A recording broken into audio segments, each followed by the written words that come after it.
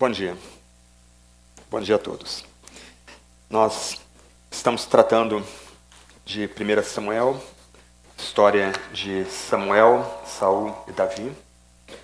E na nossa última meditação, tratamos de 1 Samuel capítulo 24, onde, naquele texto, Davi termina vindicado quando Saul reconhece que Davi era inocente, pronuncia uma bênção sobre ele e lhe garantiu que um dia ele seria rei de Israel. A gente vê isso em 1 Samuel capítulo 24, versos 17 até 21.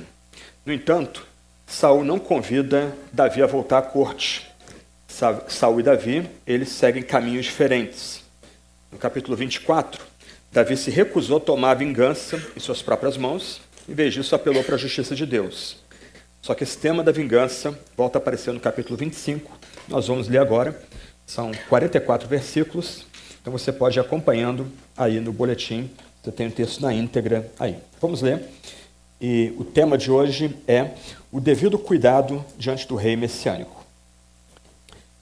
Samuel morreu, e todos os filhos de Israel se juntaram e prantearam, e o sepultaram em sua casa, em Ramá. Davi se levantou e foi ao deserto de Parã. Havia um homem em Maom que tinha suas propriedades no Carmelo.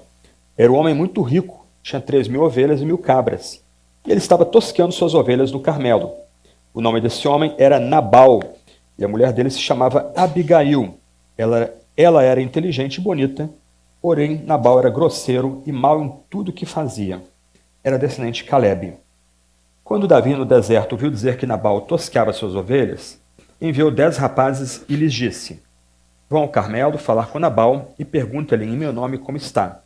Digam àquele afortunado: paz para você, paz para sua casa e paz para tudo que é seu. Soube que você está fazendo tosqueira das suas ovelhas. Os seus pastores estiveram conosco e nós não os maltratamos e nada lhes faltou durante todo o tempo que estiveram no Carmelo. Pergunte aos seus moços e eles lhe dirão. Portanto, que os meus rapazes encontrem favor em sua presença, porque chegamos em boa hora. Por favor, dê-se seus servos e a Davi, seu filho, qualquer coisa que você tiver à mão. Os rapazes de Davi foram e falaram a Nabal todas essas palavras em nome de Davi. Depois ficaram esperando. E Nabal deu a seguinte resposta aos servos de Davi: quem é Davi? E quem é o filho de Jessé? Muitos são, hoje em dia, os servos que fogem do seu senhor. Vocês acham que eu vou pegar o meu pão, a minha água e a carne de meus animais, que abati para os meus tosqueadores, e dar aos homens que eu não sei de onde vêm? Então os rapazes de Davi se puseram a caminho e voltaram. Ao chegarem, disseram a Davi tudo o que Nabal havia falado. Então Davi disse aos seus homens: que cada um cinja a sua espada. E cada um cingiu a sua espada, e também Davi cingiu a sua. Cerca de 400 homens seguiram Davi, enquanto 200 ficaram com a bagagem. Nesse meio tempo, um dos moços de Nabal foi falar com Abigail, a mulher de Nabal, dizendo: Davi enviou do deserto mensageiros para saudar o nosso senhor, mas ele os pôs a correr. No entanto, aqueles homens nos têm sido muito bons e nunca fomos maltratados por eles, e de nenhuma coisa sentimos falta em todos os dias de nosso trato com ele quando estávamos no campo. Eles eram como um muro ao nosso redor, tanto de dia como de noite, todos os dias que estivemos com eles apacentando as ovelhas. E agora pense bem e veja o que pode fazer, porque o mal já está determinado contra o nosso Senhor e contra toda a sua casa. Ele é homem maligno e não há quem consiga falar com ele.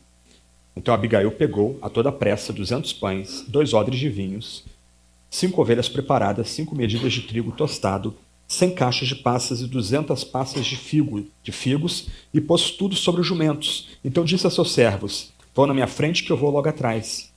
Porém ela não contou nada a seu marido Nabal. Enquanto ela, cavalgando o jumento, descia, encoberta pelo monte, Davi e seus homens também desciam, e ela se encontrou com eles. Ora, Davi tinha dito: com certeza, de nada adiantou ter protegido tudo que esse homem possui no deserto, e de nada sentiu falta de tudo que lhe pertence. Ele me pagou o bem com o mal. Que Deus me castigue, se até o amanhecer eu não matar todos os do sexo masculino que estão com ele. Quando Abigail viu Davi, desceu depressa do jumento e prostrou-se sobre o rosto diante de Davi, inclinando-se até o chão. Lançou-se aos seus pés de Davi e disse: meu senhor, que a culpa recaia sobre mim. Permita que essa sua serva fale, escute as palavras da sua serva. que o meu senhor não se importe com aquele homem maligno, a saber, com Nabal, porque ele é o que significa o seu nome. Nabal é o seu nome e a tolice o acompanha. Eu, porém, esta sua serva, não vi os rapazes que o meu senhor mandou. Agora, meu senhor, tão certo como vive o Senhor Deus e tão certo como vive a sua alma, foi o Senhor Deus que o impediu de derramar sangue e de fazer justiça com as próprias mãos. Que os seus inimigos e os que procuram fazer mal ao meu senhor sejam como Nabal. Este é o presente que esta sua serva trouxe ao meu senhor, que ele seja dado aos rapazes que seguem ao meu senhor. Perdoe a transgressão dessa sua serva, pois o Senhor Deus certamente firmará a casa do meu senhor, porque ele está travando as batalhas do Senhor Deus. E que não se ache mal em meu senhor durante toda a sua vida. E se algum homem se levantar para perseguir e tirar-lhe a vida de meu senhor será atada no feixe dos que vivem com o Senhor seu Deus. Porém, a vida dos seus inimigos, este lançará fora como se atirasse da cavidade de uma funda. E quando o Senhor Deus tiver feito a meu respeito todo o bem que falou, tiver feito ao meu Senhor todo o bem que falou a seu respeito, e o tiver colocado como príncipe sobre Israel, então meu Senhor não terá motivo de pesar ou de remorso por ter derramado sangue inocente e por ter se vingado com as próprias mãos. E quando o Senhor Deus tiver feito bem a meu Senhor, então lembre-se dessa sua serva. Então Davi disse a Abigail: Bendito o Senhor, Deus de Israel, que hoje mandou você ao meu encontro. Bendita seja a sua prudência e bendita seja você mesma, que hoje me impediu de derramar sangue, de me vingar com minhas próprias mãos.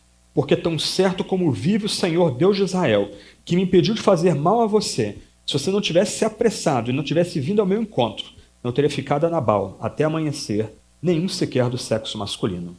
Então Davi recebeu da mão de Abigail o que esta lhe havia trazido e lhe disse: Volte em paz para sua casa. Como você pode ver, dei ouvidos ao que você me falou e atendi o seu pedido. Abigail voltou para junto de Nabal. Eis que ele fazia em casa um banquete, como um banquete de rei. O seu coração estava alegre e ele bastante embriagado. Por isso ela não lhe contou absolutamente nada até o amanhecer. Pela manhã, quando Nabal já estava livre do vinho, sua mulher lhe contou tudo. Então o coração dele amorteceu dentro do peito, e ele ficou como uma pedra. Passados uns 10 dias, o Senhor feriu Nabal e ele morreu.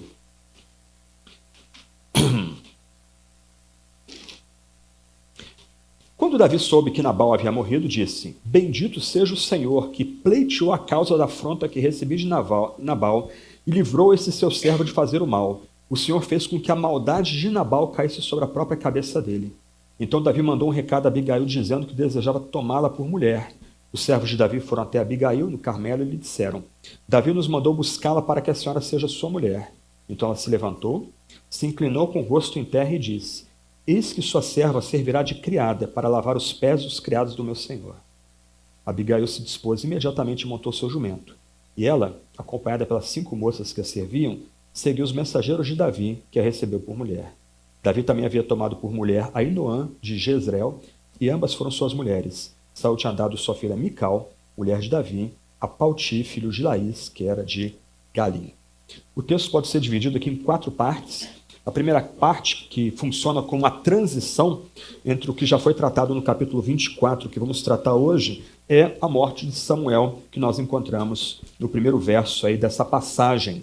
Curiosamente, a morte de Samuel é mencionada ou registrada sem referência à data ou à idade de Samuel. A gente não sabe, então, quantos anos Samuel tinha quando ele faleceu, mas o fato é que a morte de Samuel é tão importante na estrutura do livro que ela é mencionada praticamente com as mesmas palavras 2 vezes, tanto aqui em 1 Samuel capítulo 25, verso 1, como em 1 Samuel capítulo 28, ou 1 Samuel 28, verso 3.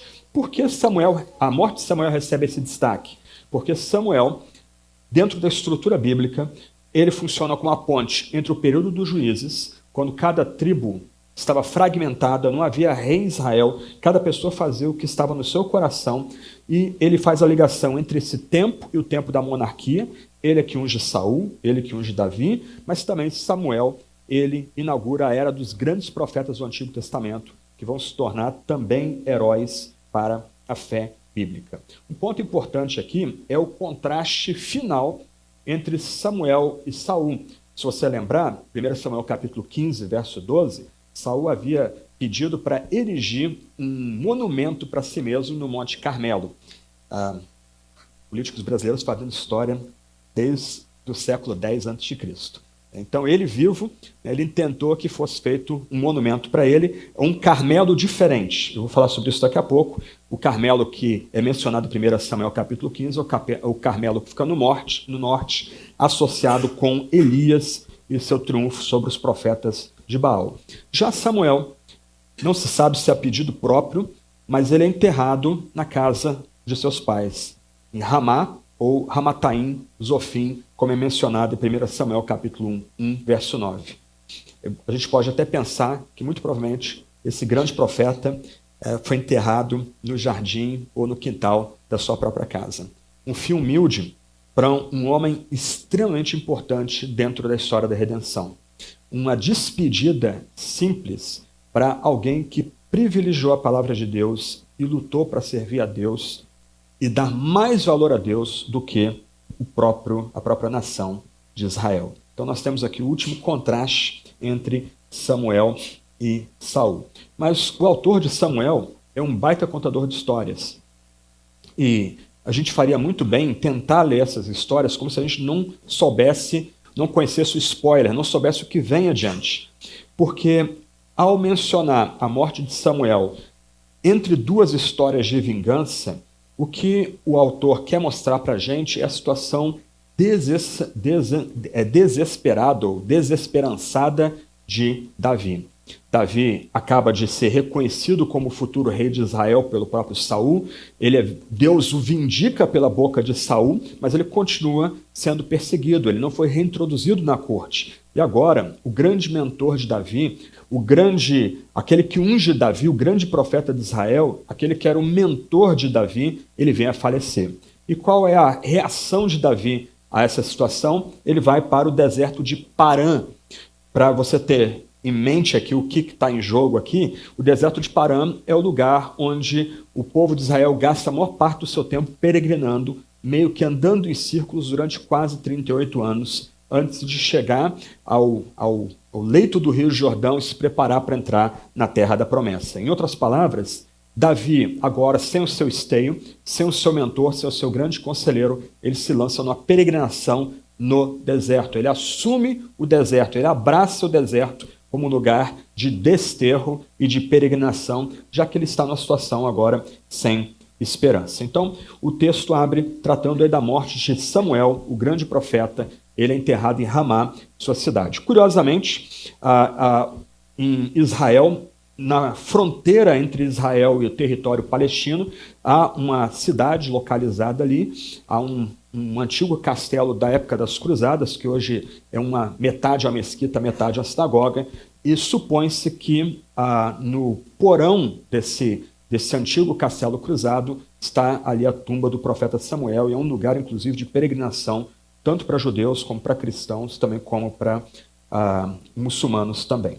Ok, segundo ponto, nós temos então o que acontece com Davi na sequência da história narrada no capítulo 24. Ele, nas peregrinações do deserto, tem que lidar com a sua tropa de mercenários. Ele agora tem 600 soldados, fora os agregados, e ele tem que cuidar dessas pessoas. Então o texto aqui narra um pouquinho como Davi, como o chefe desse grupo de guerreiros, ele fazia para sustentar esses guerreiros, como ele lutava para dar uma vida digna para esses guerreiros que seguiam com ele, mais ou menos 600. Se você lembrar, ele começa lá em Absalão com 400, agora o grupo chega a 600, então mais pessoas se agregando a esse grupo, mesmo com a vida dura, as lutas que Davi estava travando, a sua fuga para o deserto com a morte de Samuel, ainda assim o seu grupo fazia crescer. E nesse tempo, Davi necessitava então de um tipo de rede de proteção e apoio para sustentar o seu bando de mercenários, o seu bando de guerreiros. O que muito provavelmente ele fazia, parece que isso é o que está por trás do texto aqui, era dar proteção, vender proteção para fazendeiros e produtores locais em troca de sustento, de alimento para a sua tropa. E o que acontece aqui é que é narrado que ele vai pedir, ele envia mensageiros para pedir alimento e sustento para uma pessoa que ele deu proteção, para um fazendeiro, para uma pessoa rica que ele deu proteção, e aí o texto vai narrar o que acontece a partir daí. Então ele vai pedir ajuda para um homem chamado Nabal, que vivia em Maom, no Carmelo. Então, mais uma vez, esse Carmelo não é o mesmo onde Saul pretendia erigir um monumento a si próprio, não é o mesmo Carmelo onde Elias vence os profetas de Baal, é um outro tipo de monte que fica bem mais ao sul do que é Israel hoje, né, na parte desértica de Israel. Mas mesmo vivendo na periferia, por assim dizer, fora do grande centro, esse homem, Nabal, era muito rico. O texto aí descreve, no verso 2, a sua riqueza medida em termos de bens. Então ele tinha 3.000 ovelhas, 1.000 cabras, e ele tosqueava esses animais aí no Monte Carmelo, e o texto destaca que esse homem, Nabal, era casado com Abigail. E Abigail ganha um destaque, já é dito aqui que ela era inteligente e bonita, enquanto Nabal era grosseiro e mau em tudo que fazia. A gente vai ver os desdobramentos disso daqui a pouco. Aqui é um ponto interessante, o texto diz que ele era descendente de Caleb.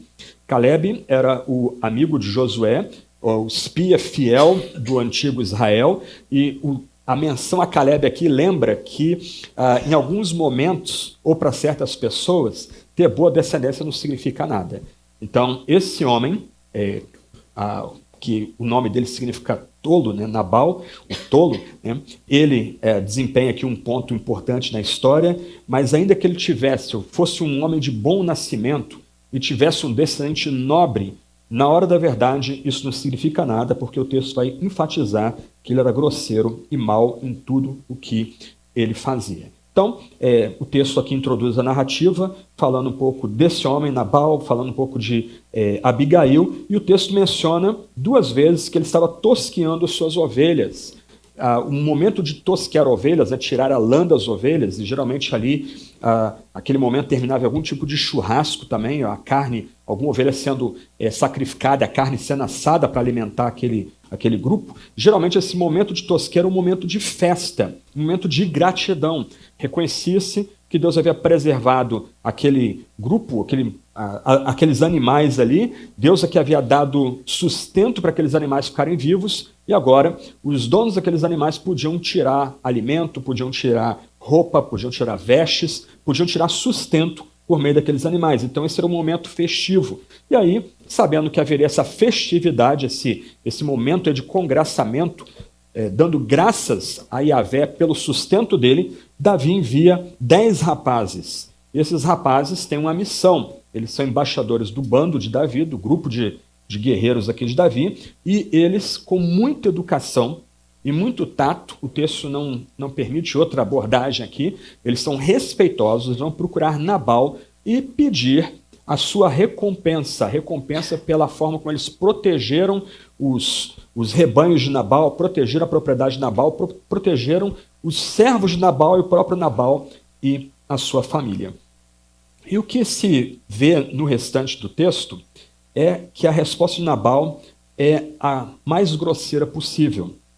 Nos versos 6 até 8, você tem a descrição, né, da mensagem que aqueles servos de Davi devem transmitir a Nabal, e aí eles vão falar com Nabal, e aí nós temos então a descrição das palavras de Nabal para aqueles rapazes. É acrescido mais adiante, e a gente vai ver isso daqui a pouco, que segundo um jovem, um dos servos de Nabal, quando ele narra para Abigail, é que eles depois foram expulsos como se fossem cães, como se eles não tivessem dignidade nenhuma, foram expulsos da presença de Nabal. Mas alguns pontos importantes devem ser destacados aqui na resposta de Nabal. Primeiro, a forma de desprezo com que ele trata Davi. Quem é Davi? E quem é o filho de Jessé? A ideia aqui é que, para Nabal, Davi não é nada, a linhagem dele, a família dele não tem significado nenhum, não tem importância nenhuma, e ele acrescenta um insulto aqui.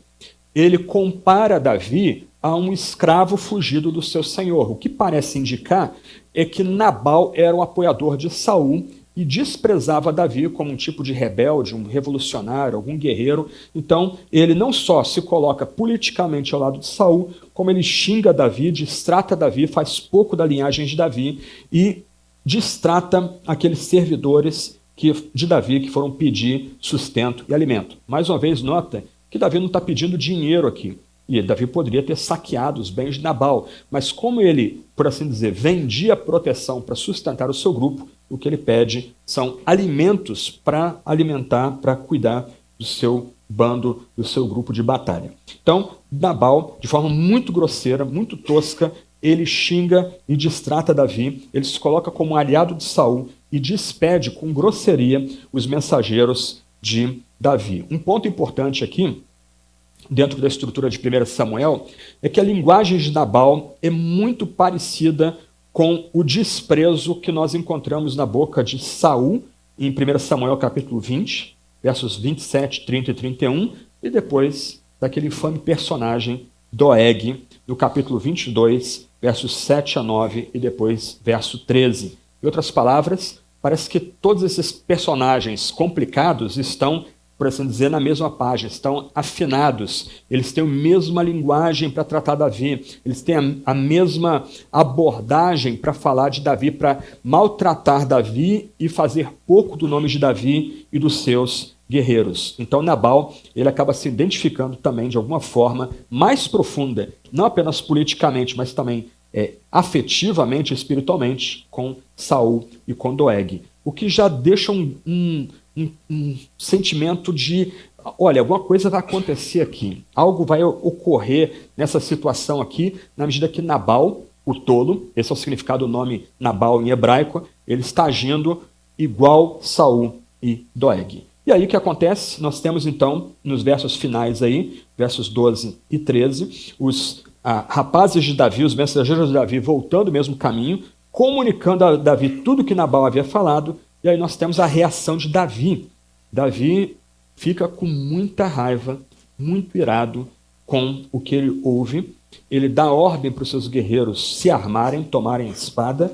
Ele deixa 200 desses guerreiros protegendo a sua bagagem, seu trem, como se chama, e ele vai pegar 400 desses guerreiros e vai avançar na direção de Maom para executar todos os homens da casa de Nabal, inclusive o próprio Nabal. Aqui a gente tem que lembrar do capítulo 24, que nós já tratamos aqui. Em todo o tempo nós temos que fazer o contraste, né? Saul encontrando Davi numa ocasião inusitada, para dizer pouco. Eu não vou fazer os gestos que já me falaram que o Tiago Guerra fez aqui, né? Mas do outro lado, se lá Davi demonstra misericórdia para quem o perseguia e o perseguia obstinadamente, aqui Davi tem uma reação desmedida. Aliás, a gente tem que voltar um pouco antes, voltar ao capítulo 23, especialmente versos 2 a 5, quando Davi é desafiado a atacar a cidade de Keila. E você lembra que Davi, em todo o tempo, ele busca o Senhor, ele busca saber a vontade de Yahvé, para saber se ele deve avançar com seus soldados para Keila ou não. Inclusive, mais adiante, ele vai pedir orientação de Deus para saber se ele deve permanecer dentro de Keila enquanto Saul avança contra ele ou não. Aqui não há nenhuma piedade ou misericórdia demonstrada por Davi, não há nenhum interesse de Davi em parar tudo e tentar pensar um pouco na situação e buscar o Senhor, invocar o Senhor e tentar saber o que o Senhor teria para dirigi-lo, daria direção para ele. O fato aqui, que é destacado nesse segundo trecho, né, o primeiro trecho mais amplo aqui da passagem, é que a gente, como servos de Deus, nós já lutamos com vários inimigos externos. Nós somos desafiados constantemente contra adversários externos e adversários externos bem possantes. Pensando em termos de Novo Testamento, estamos constantemente lutando com o mundo e com o diabo. Mas a passagem lembra também que nós não podemos deixar de vigiar a nossa tendência inata de agirmos de forma pecaminosa e iníqua. Parece que Davi aqui, já tendo o grande desafio de ter que fugir de Saul, de ser perseguido de forma injusta por Saul, ele perde os seus freios, perde o seu domínio próprio, ele não consegue parar para consultar o Senhor e ele se deixa dominar por seus pecados e suas iniquidades. Então, quando nós lemos essa passagem aqui, a gente é lembrado que nós precisamos refletir que nós não lidamos apenas com inimigos externos. nós lidamos também com o nosso pecado e iniquidade, que continua operando em nós, mesmo sendo parte do povo da aliança, do povo eleito. Aqui a gente tem que lutar para refrear os nossos pecados e iniquidades. Nós somos chamados, né, a lutar para refrear nossos pecados e iniquidades, para parar um pouco e respirar, para nós não avançarmos e agirmos contra as ordens, os comandos e a própria vontade revelada do Senhor. Como a gente tem feito para tentar dominar nossa tendência inata de algumas vezes sermos dominados por nossos pecados, nossas iniquidades e transgressões. Como a gente tem agido para tentar refrear atitudes impensadas, muitas vezes mesmo como crentes, né, atitudes maldosas, comentários ferinos, porque a gente não para e reflete, bom, o que eu estou fazendo aqui? Por que eu estou agindo dessa forma? Quais são os gatilhos que me levam a agir dessa forma, até mesmo gatilhos externos, que eu tenho que evitar para agir dessa forma, maltratando pessoas, ferindo pessoas, tratando de forma desproporcional, porque é isso que está acontecendo aqui, né? Davi podia simplesmente ter ignorado o insulto e buscado outra fonte de sustento, mas muitas vezes a gente age de forma desproporcional. Por que nós agimos de forma desproporcional? Aí cabe aqui um exercício de autorreflexão, que falta em Davi. E como a gente vai ver, graças a Deus, o Senhor coloca a voz da sabedoria no caminho de Davi. Algumas vezes a gente não vai ter essa bênção, e vamos tentar entender por que também. Mas nós somos chamados a uma caminhada contínua de autorreflexão. Algumas vezes, sustentar o insulto ou passar ao largo pelo insulto é demonstração de mais força do que retribuir o insulto com maldade ou com virulência. E esse é o ponto que a gente pode destacar nesses versos aqui. E aí a gente tem a terceira parte da passagem, na verdade a segunda parte tratando aí da relação de Davi e Nabal, e a parte mais longa, que vai do capítulo 14, do verso 14 ao verso 44. Nos versos 14 a 35, nós temos o desenvolvimento da história. Enquanto Davi manda o seu bando se armar e prepara o seu bando para a batalha, para avançar na direção de Maom e do Carmelo, o texto até diz, né, nesse meio tempo, o que mostra que a gente tem um escritor que domina a arte da escrita, né? Ele, inspirado por Deus, ele consegue fazer essas quebras na história, né? Então, nesse ínterim, enquanto Davi está junto com o seu grupo se armando para a batalha, um dos moços de Nabal, que testemunhou a desfeita que Nabal fez aos 10 rapazes de Davi, aos 10 mensageiros de Davi, ele procura Abigail, que é destacada aqui como mulher de Nabal. E ele vai narrar para Abigail o que aconteceu de fato. E é interessante que, de um lado, na apresentação que os servos de Davi fazem do seu senhor, os servos de Davi são modestos. Os servos de Nabal acrescentam detalhes. Os servos de Davi, os guerreiros de Davi, de fato protegeram em todo o tempo os rebanhos de Nabal, os servos de Nabal, a propriedade de Nabal, ela foi protegida o tempo todo. O destaque aqui é que os guerreiros de Davi foram como uma muralha, dia e noite para os de Nabal e para os rebanhos de Nabal. A ideia da muralha aqui dispara na nossa memória a lembrança de como Deus foi uma coluna, foi uma fortaleza para o povo do deserto. Lembra? Davi está em peregrinação. Aqui há uma identificação de Davi com o povo no passado, o povo peregrinando no deserto. E da mesma forma como Yahvé foi uma coluna de fogo e uma proteção para o povo no deserto, Davi foi uma proteção para os servos de Nabal e para os rebanhos de Nabal. É dito aqui que aqueles homens nunca maltrataram nenhum dos servos de Nabal, nunca roubaram nenhum dos bens de Nabal. Mais uma vez, eles eram como um muro ao redor dos de Nabal, tanto de dia como de noite. E ele alerta Abigail de forma muito intensa: olha, a morte já foi destinada à morte para a nossa família. A espada já está apontada para a gente, vai descer sobre o nosso pescoço. O seu marido, é um homem maligno e ninguém consegue falar com ele. E aí a gente tem a reação de Abigail, e ela é imediata. Ela age com muita rapidez. Lembra, o texto destaca que ela é uma mulher bela e uma mulher sábia. E o texto vai enfatizar o ponto aí. Rapidamente, ela manda os servos a juntarem comida para todo o bando de Davi. E o texto descreve a quantidade de comida, né? Daria um bom churrasco aí, né? Você tem todos os elementos aí: pães, vinho, ovelhas, trigo tostado, cachos de passas, figos, comida bem gostosa. Ela pega esse alimento, pede os servos para acondicionar esses alimentos e levar os alimentos na direção de Davi. E o texto aqui é bacana porque mostra Davi vindo do deserto na direção do monte, Abigail descendo, e eles vão se encontrar. Enquanto isso, Davi está respirando ameaças, à semelhança de Paulo no Novo Testamento, verso 21. Ele, inclusive, faz juramentos solenes aqui, que ele vai acabar com todos os homens da família de Nabal, vai destruir todos eles, não vai ficar ninguém vivo daqueles homens ali. Obviamente, as mulheres seriam tomadas, né, mulheres e crianças seriam tomadas como as servas ou como escravas do bando de Davi, mas Davi e Abigail se encontram. E esse trecho aqui, sobretudo, é muito tocante. Abigail, cheia de dignidade, cheia de beleza, cheia de posses, enquanto Davi é um nada, é um guerrilheiro no meio do deserto. Ela desce do seu jumento, o que dá indicação também de posição social elevada. Ela se lança aos pés de Davi. Ela coloca a testa no chão.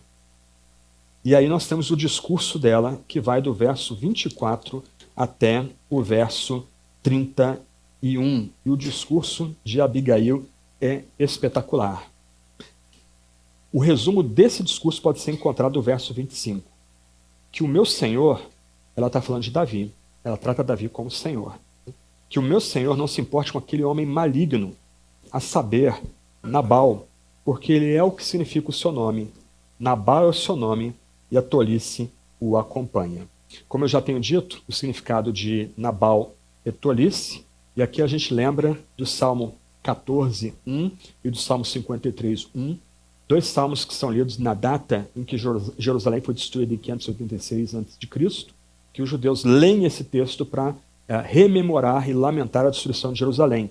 Diz o tolo em seu coração, não a Deus. Diz o Nabal em seu coração, não a Deus. Esse homem, aparentemente um animal político, alguém sagaz, né? Olha, Saul está em alta, Davi está em baixa. Então, não vou apoiar Davi, porque Saul vai ganhar essa parada. Ele age como o seu nome, ele age de forma tola, de forma desrespeitosa, de forma grosseira. Abigail tem uma postura bem diferente. E aqui vale a pena lembrar do nome. O que significa Abigail? Abigail é fonte de alegria ou alegria do seu pai. E ela, de fato, age trazendo luz para essa situação. No restante do texto, da resposta dela, né, o texto descreve a resposta dela, o que a gente vê aí é, de um lado, a atitude humilde, mais uma vez, de Abigail, o que também faz um contraste com a resposta, a atitude de Davi a Saul. Davi foi humilde diante de Saul na caverna em 1 Samuel 24. Aqui, Abigail faz as vezes de Davi e ela que se porta com humildade na presença do grande guerreiro. E quando a gente lê o discurso aqui, compara o discurso de Abigail com o discurso de Davi antes, nós vemos aí uma série de pontos de contato. Por exemplo, Davi vai demonstrar respeito para com Saul, reconhece Saul como rei de Israel, reconhece Saul como ungido do Senhor, e mais do que isso, 3 vezes Davi chama Saul de meu mestre, meu senhor, meu tutor. Aqui, Abigail demonstra o mesmo respeito e vai mais além. Ela se dirige a Davi 15 vezes nesse pequeno trecho, como meu mestre ou meu senhor. Ela se refere a si mesma 6 vezes como tua serva. Em outras palavras, Abigail, no final, acaba demonstrando uma humildade não só equivalente, mas até mais profunda do que a humildade que Davi demonstrou na caverna, quando ele podia matar Saul e não mata Saul. Abigail oferece seus presentes a Davi, ela entrega essas dádivas de Davi, e aí ela dá uma palavra que é surpreendente, nos versos 28 e 29. Ela reconhece que Davi se tornaria príncipe sobre Israel, e mais do que isso, ela reconhece que Yahvé, o Todo-Poderoso, faria ou construiria a partir de Davi uma casa, uma dinastia real. Esses dois versos são surpreendentes e desconcertantes.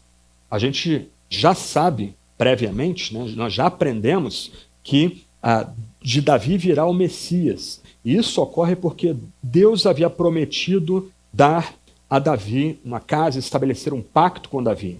E geralmente a gente, quando pensa nesses tópicos, a gente geralmente associa esse assunto a 2 Samuel capítulo 7 e a profecia que Natã profere a Davi.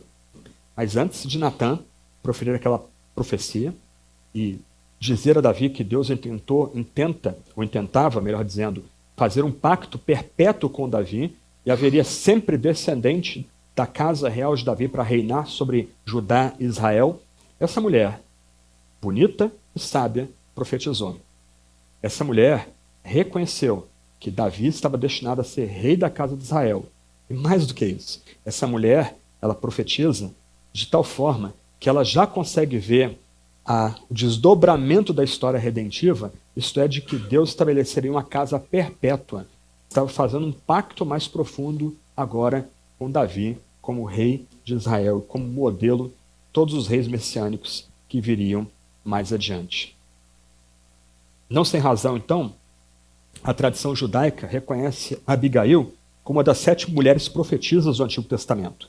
Abigail é equiparada a Miriam, Débora, Ana, Sara, Uda e Esther, como profetisa.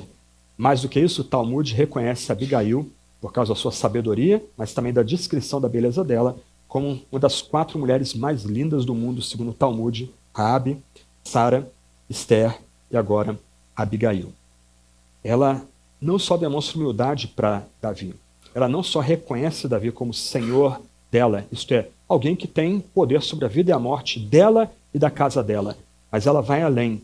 Ao mencionar Davi tantas vezes como senhor e entretecer o reconhecimento do senhorio de Davi com o nome majestoso de Yahvé, o Eu Sou, o Todo-Poderoso, o Criador, o Redentor, essa mulher, quando abre a boca com a autoridade do Senhor, reconhecendo que Davi vai ser rei de Israel e Deus vai fazer uma casa perpétua para Davi. Ele, ou nele, começa uma dinastia messiânica. Quando a gente olha a história mais ampla, é até surpreendente, porque se você lembrar, os filisteus já haviam reconhecido que Davi seria rei de Israel. Eles poderiam estar fazendo ironia, mas Deus estava usando aquela ironia para lembrar Davi, num período muito baixo da vida dele, que ele estava destinado para algo maior. E agora, Abigail também reconhece isso na presença de Davi. Talvez alguém pergunte assim, mas puxa, como é que essa mulher, a alegria do seu pai, é casada com um homem, o tolo, o Nabal? Você tem que lembrar que naquela época casamento era contrato. Então, as famílias faziam contratos, muitas vezes pensando em perpetuar o nome da família, outras vezes em dividir bens ou agregar bens para a família. Então, muito provavelmente, Abigail foi dada em contrato para esse homem. Daí o contraste, um homem tolo, um homem maligno, casado com uma mulher muito bonita e sábia. Aqui a gente tem que lembrar de Provérbios, capítulo 11, quando o sábio, provavelmente Salomão, lembra que não adianta a mulher ter beleza e não ter sabedoria. O que nós temos que lembrar aqui é que, algumas vezes, mulheres podem ser pegas numa situação complicada de casamento, como no caso de Abigail aqui. Mas ela foi pega nessa situação complicada, muito provavelmente por força de contrato. O difícil de acreditar é quando mulheres sábias voluntariamente casam com homens tolos e homens de caráter fraco. Então isso aí é um negócio um pouco surpreendente, né? Mas o fato é que, muito provavelmente, a Abigail foi colocada numa situação além da sua vontade, o que explica o contraste entre Nabal e Abigail. O fato é que nos versos 33 e 34 e 35, Davi reconhece que Abigail foi usada pelo Senhor para refrear a sua ira. Isso é muito interessante. Davi reconhece que Deus usou essa mulher para que ele não respondesse de forma irada e desproporcional à ofensa real sofrida pelo próprio Nabal. Davi dá glória a Deus pela intervenção de Abigail. Bendito o Senhor, lembra aí, né, que no original é Yahvé a palavra, né, o nome que não é pronunciado, o nome do Eterno, né? Bendito Yahvé, o Deus do pacto, o Eu Sou, Deus de Israel, que hoje mandou você ao meu encontro. Aí ele elogia, bendita seja a sua prudência. E olha que bonito, bendita seja você mesma, que hoje me impediu de derramar sangue e de me vingar com as minhas próprias mãos. Porque tão certo como vive Yahvé, o Deus de Israel, que me impediu de fazer mal a você, se você não tivesse se apressado e não tivesse vindo ao meu encontro, não teria ficado a Nabal até o amanhecer, nenhum sequer do sexo masculino. Davi queria matar só os homens, porque ela sofreria o mal, Abigail, porque ela seria certamente reduzida a uma serva ou tratada como uma escrava, uma vez que a casa de Nabal fosse exterminada. Então, ao poupar Davi de fazer uma vingança desproporcional, a Abigail tem a sua vida devolvida, o seu futuro é devolvido também. E é interessante que Davi a despede em paz. A ideia de paz aqui não é só ausência de guerra. Davi deseja que Abigail volte para sua residência com prosperidade, com estabilidade, porque ele, Davi, deu ouvidos ao conselho de Abigail. E como aqui a passagem termina, Abigail volta para junto de Nabal. Ele fazia uma grande festa, um grande banquete. Ele estava ali se refastelando com comida, um banquete real, que é dito aqui. E ele está alegre, está bêbado, está cheio de bebida, né? Bebeu bastante vinho, e ela não conta nada para Nabal naquele momento. No dia seguinte, quando ele está sóbrio, ela resolve contar a Nabal o que se sucede. Nabal tem um choque, ele passa 10 dias emudecido, simplesmente como uma pedra, como diz o texto. E aí, para nosso escândalo, Deus mesmo feriu Nabal e ele morreu 10 dias depois.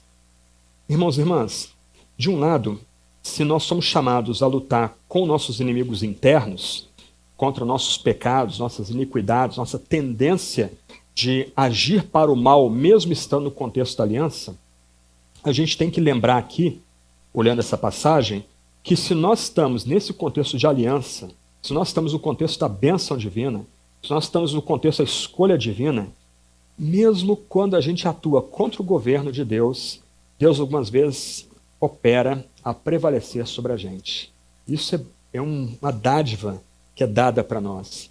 Se nós fôssemos entregues a nós mesmos, mesmo nós crentes, a gente se destruiria, a gente destruiria o nosso nome, a gente destruiria as pessoas ao nosso redor, a gente destruiria o que a gente constrói, mas porque nós fomos agraciados por Deus, porque nós fomos escolhidos por Deus, porque Deus nos colocou no seu círculo de aliança, Deus age para refrear a nossa impiedade muitas vezes.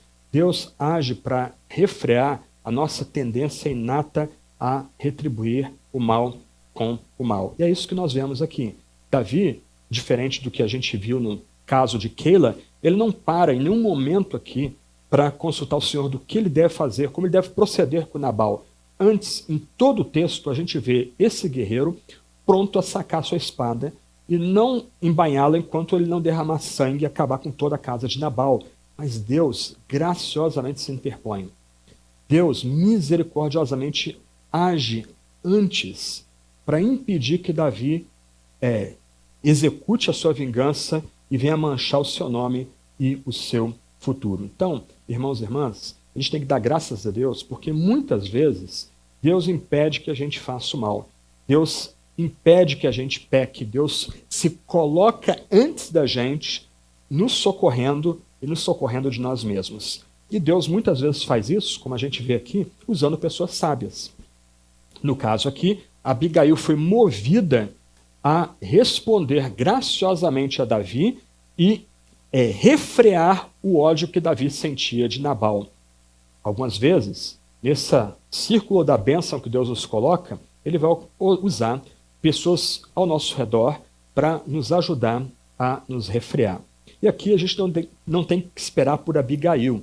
Nós precisamos nos cercar de homens e mulheres sábios para nos ajudar tempos e tempos. Ninguém sobrevive muito tempo na história da aliança sem contar com bons cooperadores, com homens e mulheres que podem nos trazer luz, podem nos trazer sabedoria.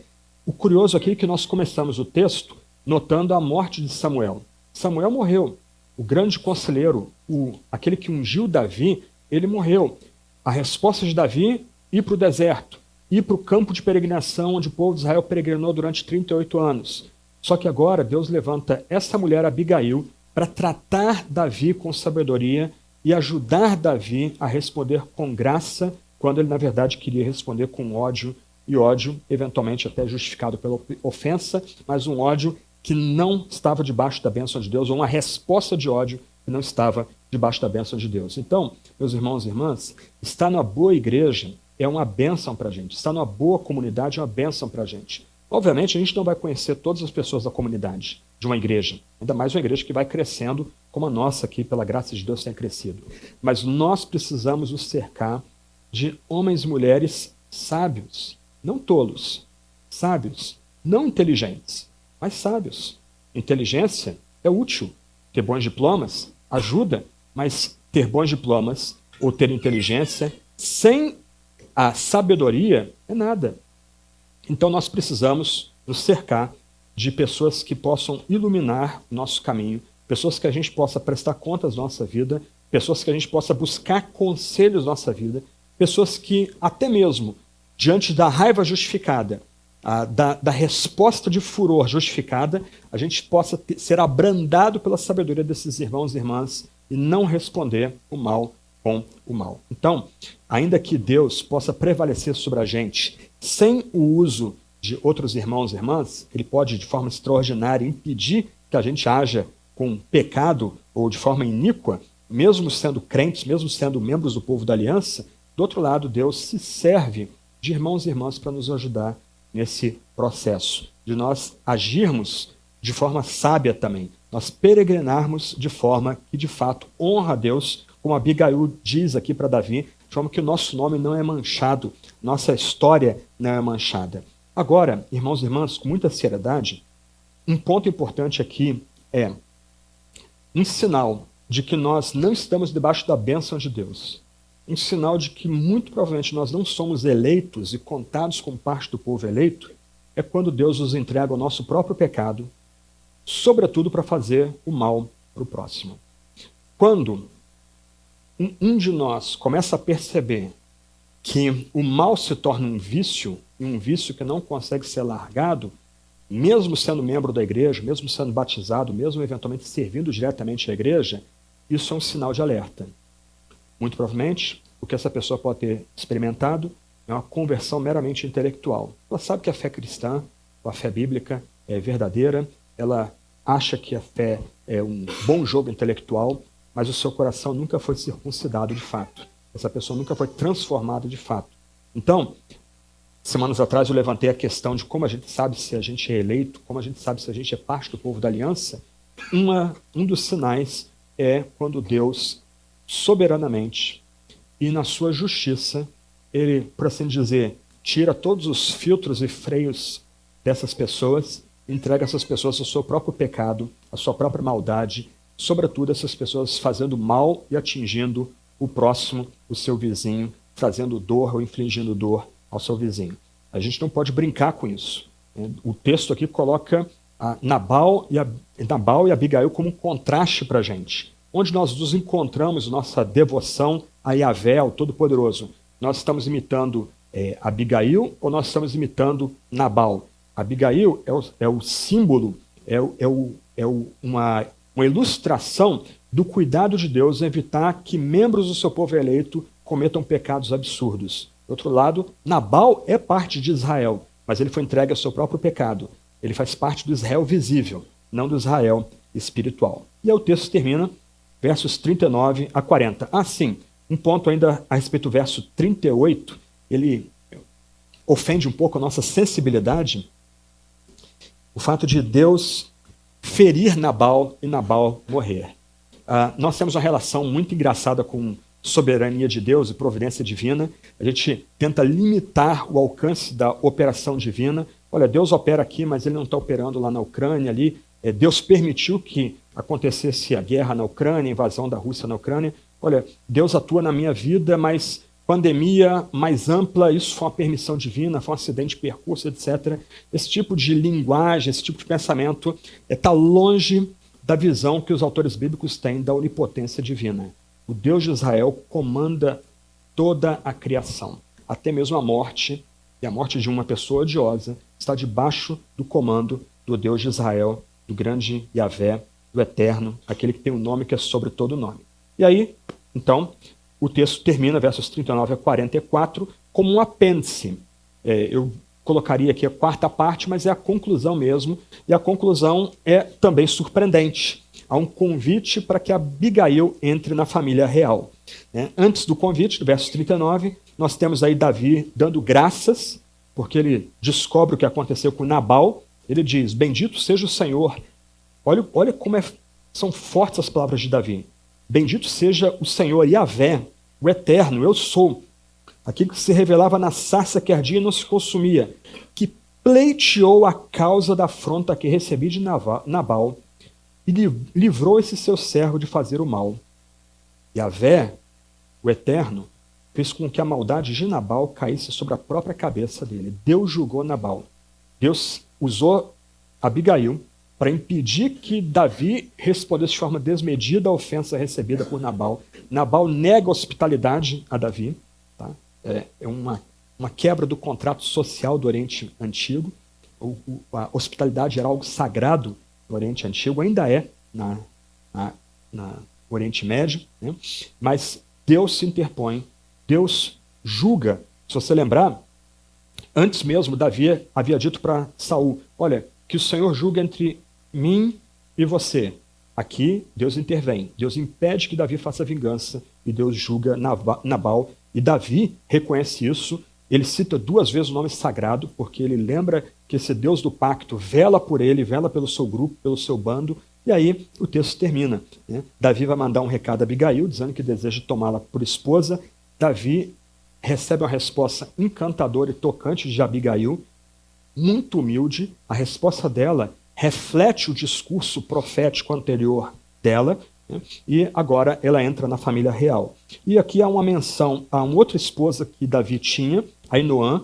Há uma ambiguidade no texto, parece que ele já estava ligado a essa esposa, Ainoã, e não se liga a ela depois de contrair casamento com Abigail. E o texto também diz que Saul, de forma maldosa, havia dado sua filha Mical sem divórcio, ok? Esse é um ponto escandaloso aqui na narrativa, o que reforça a malignidade e a impiedade de Saul. Ele havia dado Mical, que havia protegido Davi no passado, como esposa de outro homem, tornando a própria filha um tipo de prostituta, um tipo de adúltera, o que vai reforçando as trevas espirituais do que Saul estava envolvido. Eu não vou ficar explicando aqui a questão do tipo de casamento que havia no mundo antigo. O fato que nós precisamos saber aqui sobre a questão da poligamia, que ofende nossa noção monogâmica, né, que é bíblica, inclusive, é que a poligamia no Antigo Testamento estava ligado muitas vezes ao poder das famílias. Tá?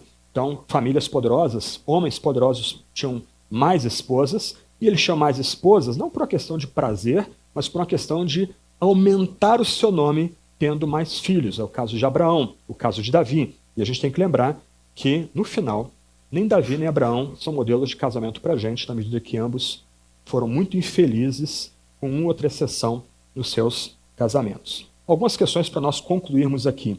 Tá? Talvez a aplicação mais evidente aqui é a necessidade que nós temos de sabedoria que vem de Deus. Sabedoria não é inteligência, sabedoria não se aprende no ambiente de escola, não se aprende no ambiente de estudo. Nós termos informação, nós acumularmos informação, nós termos diploma, não quer dizer que a gente é sábio, que nós somos sábios. Nós precisamos de sabedoria, uma sabedoria que vem de cima. Abigail, a alegria do seu pai, reflete essa ênfase na sabedoria que vem do alto. A gente não tem outros detalhes sobre a vida dessa mulher, mas pela forma como Deus a usa para profetizar o seu servo Davi, pela forma como ela escolhe as palavras, ela era alguém embebida no texto sagrado. Ela era alguém que aprendeu a sabedoria que vem do alto. Nós precisamos de sabedoria. Nós somos chamados a imitar Abigail. ela é um modelo para todos nós aqui de como nós devemos nos portar. Do outro lado, todos nós aqui devemos estar prontos a ouvir conselhos sábios que vêm de outros irmãos e irmãs. No final, a decisão final, né, é nossa. Nós é que vamos decidir como vamos agir. Mas é muito importante para nós, se queremos amadurecer na fé, se queremos demonstrar frutos da nossa aliança com o Senhor, nós nos cercarmos de homens e mulheres, especialmente mais velhos e mais maduros, para nos iluminar, para nos ajudar na nossa caminhada, nossa peregrinação. Só que o ponto mais amplo aqui é a necessária atenção que a gente deve dar ao grande rei messiânico. Nós temos Nabal de um lado e Abigail de outro. Um homem sensato e uma mulher sábia. E ambos demonstrando uma postura contrastante em relação a Davi. Nabal rejeita Davi. Ele se coloca politicamente ao lado de Saul. Ele faz pouco de Davi e da sua própria família. Do outro lado, Abigail, ela, sem interesse obscuro, se submete a Davi. Ela reconhece Davi como seu mestre, como seu senhor. Dois destinos baseados em duas atitudes ou duas respostas diferentes diante do rei messiânico. Abigail foi morto por Deus. Nabal foi morto por Deus. Abigail foi introduzida na casa real, se tornou parte da corte real. Esses dois personagens lembram que nós só temos duas respostas diante do rei messiânico. Abigail profetizou que Davi seria príncipe de Israel. Abigail profetizou que Deus daria a Davi uma casa perpétua. Essa casa perpétua segue com Salomão, de uma forma mais surpreendente possível, depois com o cabeçudo do Roboão, e depois com outros reis como Josafá, e Asa, e Ezequias, e Josias, depois José e Maria, e Jesus. Como nós nos portamos diante do rei messiânico, do grande rei ungido, do rei que é sobre todos os reis desse mundo, o rei que permanece para todo sempre, o rei que tem uma casa perpétua? Como nós nos apresentamos diante dele? Nós agimos como Nabal? Nós tratamos esse grande rei de forma tola, de forma descuidada, de forma deselegante ou grosseira? Ou a semelhança de Abigail, essa grande mulher, uma mulher que era bonita e sábia, nós nos ajoelhamos diante do rei messiânico e reconhecemos todo o senhorio dele. Nós o reconhecemos como nosso grande mestre e nós os reconhecemos como servos desse rei messiânico. De um lado, a gente tem que segurar a tentação de fazer algum tipo de alegoria com o Novo Testamento, com histórias registradas e inspiradas no Novo Testamento, mas o ponto mais importante aqui é que diante do rei messiânico não há um terceiro caminho. Ou nós nos portamos como tolos diante do grande rei messiânico e vamos receber o juízo de Deus pela nossa tolice diante do rei messiânico, ou a gente se prostra reconhecendo o senhorio, reconhecendo os ensinos do rei messiânico, nos humilhando diante do rei messiânico, para sermos, junto com Abigail, recebidos na casa real. Não há meio termo aqui. Como você tem agido diante do grande rei que vem da casa de Davi? Como você tem respondido ao Messias, Jesus, o grande ungido, especialmente ungido? Como nós vamos ver no restante da história, Davi foi profeta. Como nós vamos ver no restante da história, Davi agiu como sacerdote, ou pelo menos como levita. Ele antecipa quem é Jesus, a salvação que vem de Yahvé, o único Messias, o grande rei, profeta e sacerdote. Nessa manhã, como você reage a esse grande rei? Como Nabal ou como Abigail? E aqui a gente tem que lembrar do alerta do verso 38 e também do verso 39. Aqueles que tratam o grande servo messiânico, escolhido por Deus, vão receber o juízo severo e justo do próprio Deus. Aqueles que maltratam e distratam e caricaturizam o grande rei messiânico vão receber sobre si a maldade sobre sua própria cabeça, como o próprio Davi reconhece no verso 39. Então, meus irmãos e irmãs, se acerquem desse grande rei messiânico. Se assegure no seu coração, pelos frutos da sabedoria na sua vida, que você está ligado a esse rei messiânico. Você está prostrado como Abigail diante desse rei messiânico. Você reconhece a soberania E o fato desse rei messiânico ser um mestre sobre Israel. Não haja como Nabal. Não faça pouco desse rei messiânico. Não diga, olha, eu prefiro colocar minha lealdade em outro rei, um outro rei temporário, um rei humano. Esse rei não está com nada. Olha o que ele é hoje. Hein? Ele só junta os piores do mundo, os que estão na caverna de Adulão. Para que você serve esse rei? Qual o final desses que desprezam o rei messiânico? O furor que vem do próprio Deus. E a gente tem um consolo, um conforto bem grande aqui. Davi não é maior do que o seu Senhor. E ele canta isso nos Salmos. Ele reconhece que virá o Filho especial de Deus, eternamente gerado, mais adiante. Mas Davi está protegido porque ele está ligado ao seu grande descendente, o maior de todos os reis, que é o Senhor Jesus. Então, meus irmãos e irmãs, que a gente se despeça nessa manhã, lembrando também que Deus defende seu povo oprimido. Deus defende todo aquele que está ligado ao grande servo e ao grande rei messiânico, ao seu grande escolhido, ao seu eternamente gerado. Quando nós nos voltamos como aqueles que são ligados ao grande rei messiânico, quando nós nos voltamos a ele, buscando justiça, ele vem em nossa direção.